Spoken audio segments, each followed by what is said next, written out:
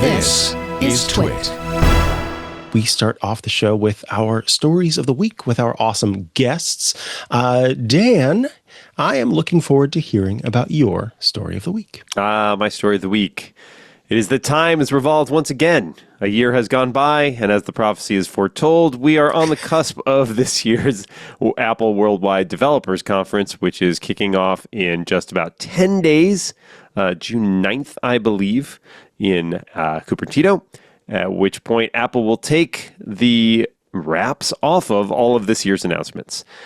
Now, what are this year's announcements? Well, the company likes to play pretty close to the vest there, but obviously leaks get out. Number of things expected this year.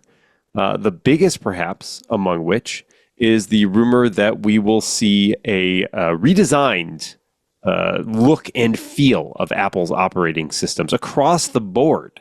So we'll see a new aesthetic to replace kind of the one that we have been using for many years. The current sort of design language evolved from iOS 7, which was a long time ago, more than a decade ago at this point. And, it's obviously been refined over that time. But, there are people who feel it's gotten a little bit long in the tooth. And this year, Apple seems poised to reinvent it. The rumored code name for this is, I believe, Solarium, which is reference a little bit to that it is inspired by, some of the look and feel that we've seen with the Apple Vision Pro, this very glass-focused feeling to what exactly things are going to look like. And so that obviously is a big deal, right? Because it's the way that we all look at and interact with our software. But it is one of only a few changes that has been rumored. This other change that came out report yesterday, I think which originated in Bloomberg, but has since been corroborated by other sources, is that Apple will rename all of its operating systems. No more will you have to figure out what number iOS you are on, which does not align with what California place name macOS you are using, which does not align with the watchOS version, the tvOS version, the visionOS version, et cetera, et cetera. Now, instead, Apple will standardize that across the board with a single, simple number, the year. So, yes, we're skipping straight from iOS 18 to iOS 26. 26, you might note, not this year. No, that's next year. But they're doing the car maker thing where this year's model is actually next year, right? So it's the 2026 Honda Accord that gets rolled out in the fall of 2025. Why? I don't know. It's just the way these things happen. It's weird, but this will occur. This will be the case for everything. So iOS, iPadOS, macOS, watchOS, tvOS, visionOS. All of those things will have this 26 branding instead, rather than the before where you had iOS 19 and iPadOS 19, macOS 16, watchOS 12, tvOS 19, and visionOS 3. It's an interesting move. I don't know how I feel about it. We'll see when they actually roll it out. It's a number's a number. I guess you kind of get used to it. My pet peeve with this one is I think they should have the apostrophe. Like, when you abbreviate a year, like 2025, you abbreviate it apostrophe 25. I don't like that we're just calling it, like, the rumor is it's just straight, like, 26. I think it needs the apostrophe. You want an apostrophe? I just don't, otherwise it just feels like a number. Oh, but that looks so messy. I like it. I don't know. So maybe minimal. I'm a stickler for iOS 20. You're following the rules, well, right? I don't know. I mean, like, I guess they could have called it iOS 2026. Would that have been better or worse? That's very Windows, I guess, at that point, right? Yeah, 21H2. Windows didn't even stick with that. You had Windows 95, you had Windows 98, 2000. And then I XP, think that was it. The famous year XP. Yes, that's a Roman numeral there. Vista, X also is a 10, Roman numeral. Vista, yeah. Well, like I said, they didn't really stick with it. So, yeah, there's all this, the naming and the design thing, obviously big ones. There's been some other rumors as well. There was also a report this week that Apple has got a game-focused app in the works, which would be sort of a central clearinghouse for things like leaderboards. It would have promotional tie-ins with Apple Arcade. It would keep track of your friend relationships, etc.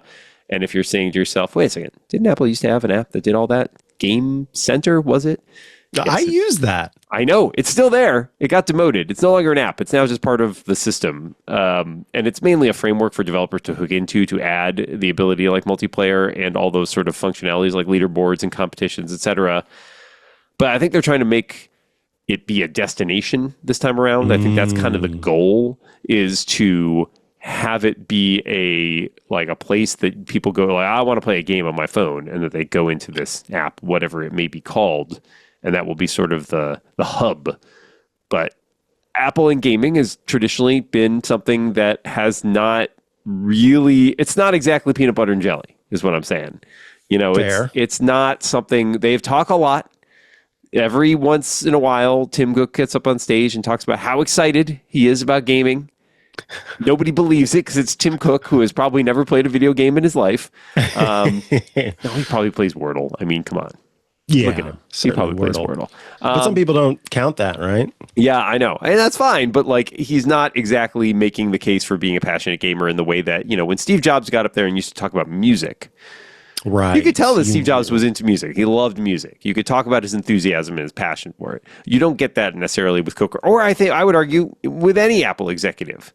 You see them every once in a while try out those gaming demos, and they're standing there like, "Isn't this cool?" And you're like, it's very Steve Buscemi with the skateboard over his shoulder. Hello, fellow kids, right? Like it doesn't feel genuine. And I'm not convinced that having a new gaming app is going to change that this time around. It just feels like lip service more than anything to me. But you know, they get a shot. They get a shot to convince me. The other big question about this year's updates. Last year, we heard about a little thing called Apple Intelligence, which you might remember. Some of those features shipped, some of them did not. And here we are. It's been a year, and those promised Siri features, the ones that were perhaps the most anticipated amongst everything Apple talked about, never showed up. Last we heard, they were talking about, just need a little more time. You know, by all accounts, Apple's struggling a little bit with AI in what it does. So will we hear about those this time around? Will they talk about them? Will they say those things are shipping? Will they just ignore them entirely? Unclear. We don't know. Yeah, there haven't really been any rumors about it being part of what's, you know, going to be announced that I've seen, and that's a little concerning. Yeah, because arguably those features were the most compelling, and certainly among the most hyped, and yet that is not what we have seen. More to the point, you know, AI has not stood still in the meantime, right? True. All those other companies are pushing forward. Google had its big I/O presentation with a ton of, I mean, some might say too much, but a lot of AI in it. And if you're Apple and roll around this year and your options are, well, we say nothing about AI at all, well, that doesn't look great. Or we don't talk about the things that we announced last year, well, that's not great. And if we do talk about new things, well, people are going to be rightfully a little more skeptical this year, right? Because you didn't ship everything last year. So if you start trotting out new features that you want to talk about and that you're excited about, people are going to want to see the proof, right? They're going to want to see the demos. They're going to want to see that this is real and not vaporware. And I think all of those things are challenging uphill climbs for Apple when it comes to figuring out what it's doing with artificial intelligence. So that's something to look for in these announcements, is what are they talking about? What are they not talking about? And, you know, what is kind of the positioning that they're making on staking out new ground for Apple Intelligence with their 26 updates? Not that there's 26 of them, but they're called 26. The apostrophe 26 updates. Thank you. That's why there's the apostrophe, Mike. Otherwise, it's ambiguous. Yeah, you're right. You know what? You've convinced me. Thank you. I don't think they're going to do it. I don't think they're going to do it either. I'm going to die on this hill, though. It's a very small apostrophe-sized hill. Yeah, I was going to say you could just do the sort of Douglas Adams situation of having your own brain, just add it there. And so you can pretend that it's there, even though it's not. I'm going to have AI put it in every time. There you go. I see two birds. Nice. Now, do we think that Apple will continue the sort of secondary naming scheme of macOS, even though it's going to get a number update? It's a good question. I don't know. I think on the one hand, it is one of the sort of quirks, you know, friendly quirks that's still there. It gives a little personality. It gives it something that feels a little less soulless. But on the other hand, one of the challenges has been keeping those straight, right? Like telling your Sonomas from your Sequoias, right? Like that's tricky. I've struggled with that over time, trying to remember which version I'm running or which version something changed in. So I can understand them wanting to get away from that. I've also seen some comments today, as I've just been looking around the internet, from some developers who suggest that because some of the versioning number is tied very deeply into elements of the system and like how things work internally, it may be sort of a front-facing change, but that the software itself may need to, still rely on these older version numbers. So you may go into your about screen and be like, iOS 26, parentheses, iOS 19.0, and like, might happen. So, yeah.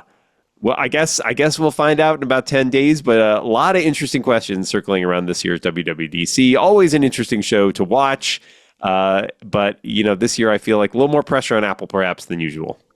Absolutely. And let me remind everyone out there, if you are a member of Club TWiT, very exciting for you. If you aren't, you should join, because Leo Laporte and I will be doing an all-day event where in the club exclusively, we will be doing commentary for WWDC and by that I mean the keynote, and the follow-up of the State of the Union. So we'll be around all day chatting with you all in the club, talking about what's going on and sharing. I'll try to wave at you guys from the audience. Yeah, do. That'd be great. Oh, there's Dan. I see him. It's me.